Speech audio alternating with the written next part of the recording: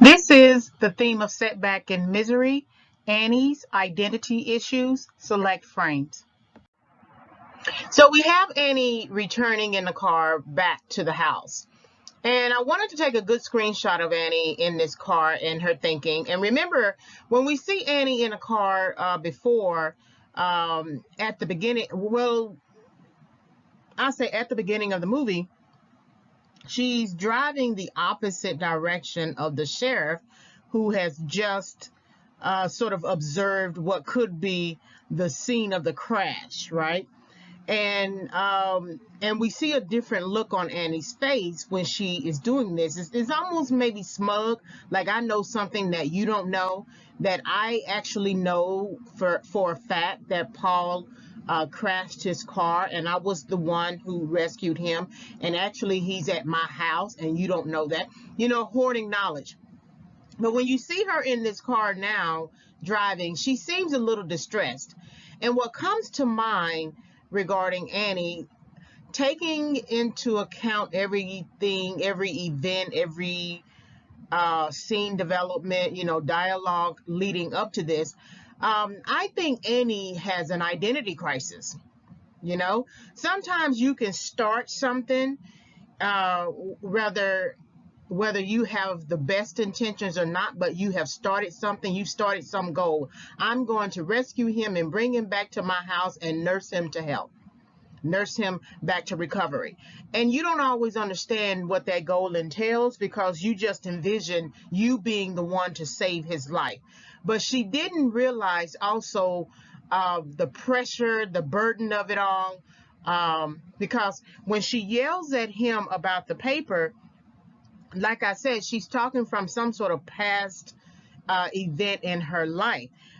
Because why would you get so frustrated with the fact that he says this is not the type of paper I type on? And she could have prevented any sort of potential frustration if she just would have asked him, what type of paper do you type on? That's why I say she doesn't know his field enough, and she doesn't even know his field enough to even be humble, even though I said that she's two part like offensive and showing some sort of humility and wanting to help him to get the book back on track, or the series back on track. But you start something, you're supposed to be the nurse, you're not supposed to be his co-writer. You're supposed to be the nurse. You're not supposed to be the agent, the publisher. You're supposed to be a reader of his books, not be a writer of his books or inspire writing for his book. And I think that she's suffering from an identity crisis because she's frustrated with the choice that she's made to help him or to do whatever it is that he has given her permission to. So if that is the case, why is she frustrated? If she's so happy about misery coming back to life, why is she frustrated with paper? And so I think it's the goal. It's the initial goal that she was supposed to actually just nurse him to health, that she has shifted into helping him write the book, which has its own demands because, again, she's not part of that field. She doesn't know the work that goes into it. She doesn't know the process that goes into it. She doesn't know the laboring of it. The only laboring Annie knows is reading the end result. So she doesn't know all of the processes that go right before she gets the book at the general store. So there's some frustration here because she doesn't really know what she's doing. She thinks she knows what she's doing, but it wouldn't make sense to be frustrated and angry and yell at your patient. Remember, he's supposed to be your patient. And he's really not even truly your patient if you're not a licensed nurse and your home is not a licensed facility. So she's operating again outside of her mastery orientation. And whenever that happens, anyone listening, whenever that happens, you're going to feel the weight and the burden and the frustration of operating out of bounds, operating outside of your chosen mastery, your chosen field, your chosen um, um, preference, things that you are supposed to you're supposed to be doing, the path that you're supposed to be on.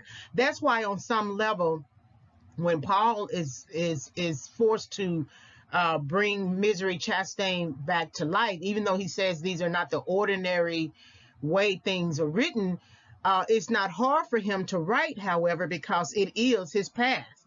So then he just taps into his creative talent and conjures up whatever he can conjure up in terms of plot development, character description, setting, thematic issues, dialogue. He just taps into that creative talent because that is actually his path. He may be wanting to write a new genre and struggle there and may not be received in that new genre, but writing and creating worlds is his path. It is not Annie's. And that's why I say I feel like she has internal conflict, for one. Where should she take this situation? Because she knows that he is going to get better and he is going to leave. So that's part of her conflict. Another conflict is she has just completely abandoned her nursing skill set, right? And then another conflict is whatever love she has for Paul Sheldon. How can she make that happen? Another conflict is in her trying to step out of bounds and be something that she hasn't even prepared for or trained. And so there are different internal conflicts that are going on within Annie, and it is represented on his face. And then, of course, the identity issue. Is she a nurse, or is she a writer, or is she a reader, or does she love Paul, or what is she? See, when you have messed up in your chosen field, the field that you chose, and you leave that field, or you could have been forced out of that field, you become a person like, who am I? What do I do now? What purpose do I serve? Finding Paul in the snow gave her purpose. She did say that she used to drive up to an area of his cabin and look at the light that he had on in the cabin and wondering what he was writing about or doing or something like that, right? That's not necessary purpose. That's just, wondering what your favorite author is doing, that type of thing. But when she rescued him from the snow, and all up to that time, she was isolated and had no purpose, no longer a registered member as a nurse with the hospital, having been charged, having been dismissed, right?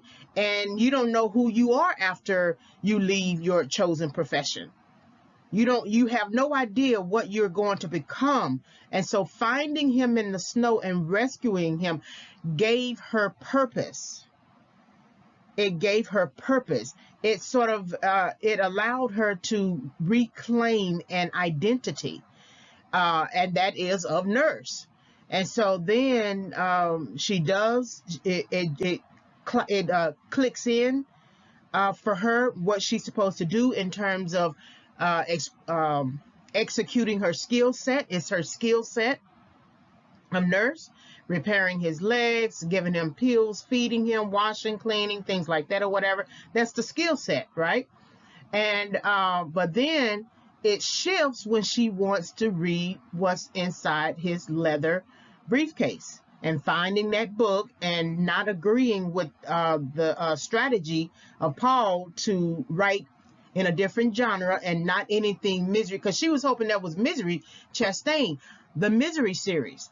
If only, it's interesting, if that had actually been the Misery book, the actual Misery book that was not on the shelves, just published, but it had been the Misery book, and he had killed off her, and then she wouldn't have had to really do anything harsh to him. She just would have forced him to write a new ending, right? Or extend that current ending where she's, killed in the grave or something like that, or, you know, dead in the grave.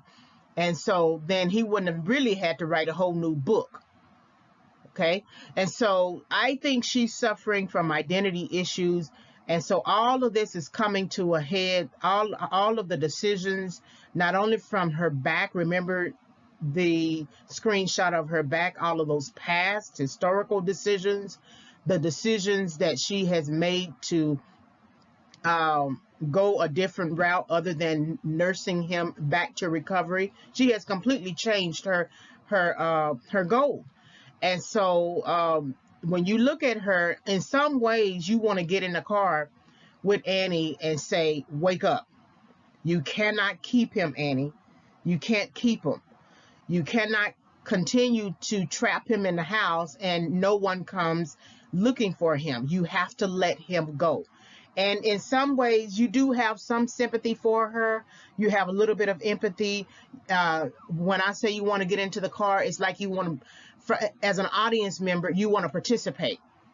You know, the film should be an engaging engagement between the actors playing in the film as well as the viewing audience. And you want to open that door and climb into the passenger seat and shake her and say, Annie, you cannot continue this. You got to let him go. So I thought it was interesting to take a screenshot of that, because I took about a day to think about what I wanted to say about this, and just identity issues was the first thing that came to mind. All right, like, subscribe, and visit. Like the video, subscribe to the channel, hit the notification bell for more discussions. You can visit my YouTube channel for further film analysis. It's Favorites Film Analysis as the title of the channel. You can always send me an email and ask me a question, reginayfavorites@yahoo.com. My Overcoming Setback, 5 Keys for Entering and Exiting Correction book will become available around October 2021. I'm still doing some editing. The book does not focus on film analyses, but I use the content that I created for the book to support my my perceptions of setback used as a theme in select films. So when the book becomes available, I will send out a notification video, audio. Thank you very much for visiting the channel.